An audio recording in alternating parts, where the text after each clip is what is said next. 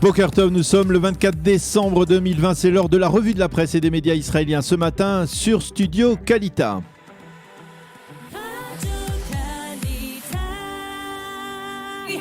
Et à la une de l'actualité israélienne ce matin, Daniel Haïk, tous les quotidiens parlent de ce nouveau confinement. Israël qui entamera ce dimanche son 3e confinement général. Effectivement, Ilana, alors que depuis le début de la semaine, la presse insistait sur la campagne nationale de vaccination, ce matin, c'est ce 3e confinement qui prend le dessus et s'installe en manchette des quotidiens israéliens. 3e confinement, titre tout simplement Israël Hayom en illustrant ce titre d'une photo d'un barrage de police placé sur une autoroute lors du précédent confinement.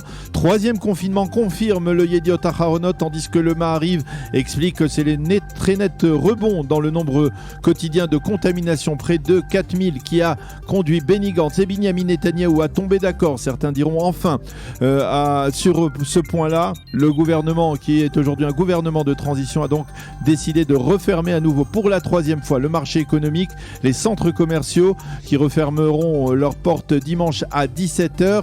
Il sera impossible à partir de ce moment-là de se déplacer à plus de 1000 mètres de son domicile. Quant à l'éducation nationale, elle travaillera au ralenti jusqu'à 13h, juste ce qu'il faut pour rendre fou à nouveau les parents et les enfants. À nouveau, pas plus de 20 personnes pour les rassemblements à l'extérieur, 10 personnes en intérieur, réduction de 50% des transports en commun et fermeture des îlots verts d'Elat et de la mer Morte. Et en pages intérieures du Israël Hayom, un nouveau cri du cœur, celui des commerçants israéliens qui vont fermer boutique pour la énième fois dimanche après-midi. Nous ne pourrons pas survivre à un 3e confinement, affirme-t-il.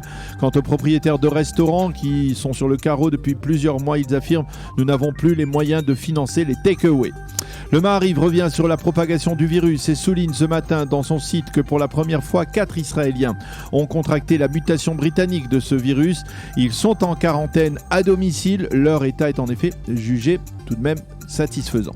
Le Yediot Aharonot nous indique qu'un véritable train aérien a été organisé hier entre Dubaï et l'aéroport Ben Gurion. Mission permettre au maximum de touristes israéliens qui ont passé leurs vacances à Dubaï de revenir au pays avant hier soir 22h.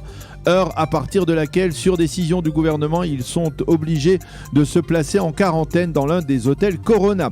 Des hôtels qui ne sont pas une sinécure et qui, je vous l'assure, ressemblent plus à une base militaire qu'au Burj Palace de Dubaï.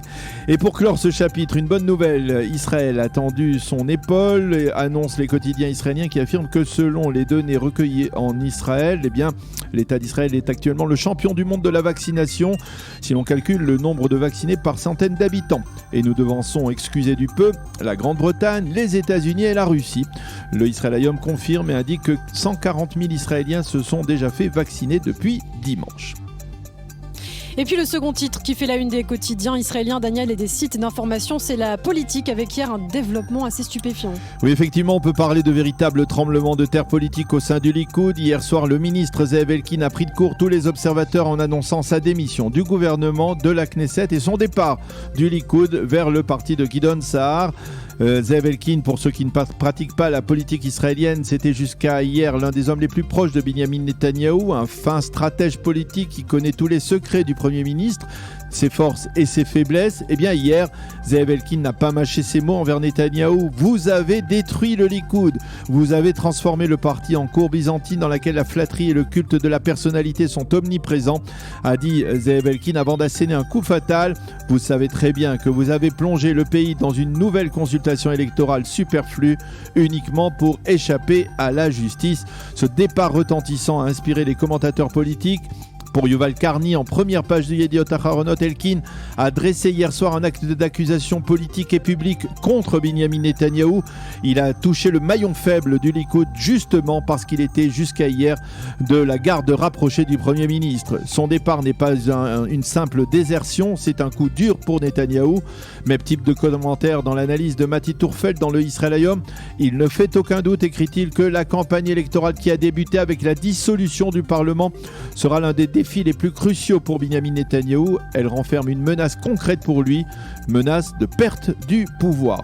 En annonçant sa démission du Likoud et cet acte d'accusation grave contre Netanyahou, Zeev Elkin a réussi à escamoter la conférence de presse qu'a donnée hier Naftali Bennett dans une volonté sous-jacente de damer le pion à Gideon Sa'ar et de le doubler à droite. Bennett a en effet annoncé hier qu'il était candidat au poste de Premier ministre. Lui aussi a asséné quelques coups non négligeables à Benyamin Netanyahou, mais à la différence d'Elkin, on s'y attendait.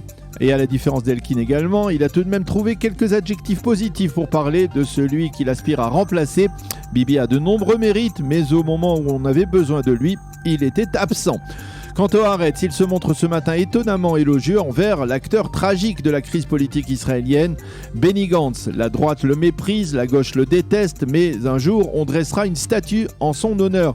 Non pas pour son charisme politique, mais pour avoir eu le courage de se dresser et d'oser vouloir œuvrer pour le bien de l'État d'Israël. Fin de citation. Et puis pour terminer, le Israël Hayom nous invite à consulter son édition du vendredi, Daniel, car on y trouvera une interview de Jared Kushner, le gendre et proche conseiller du président sortant Donald Trump. Oui, Lana, et ce sera une interview bilan pour résumer 4 années de l'administration Trump. Nous avons été l'administration la plus pro-israélienne de l'histoire des relations entre Israël et les États-Unis, a lancé Kushner, qui après avoir été l'un des principaux artisans de la normalisation entre Israël et les Émirats, Bahreïn et le Maroc, prédit aujourd'hui un avenir de développement et de coopération pour Israël au Proche et Moyen-Orient. C'est la fin de cette revue de la presse.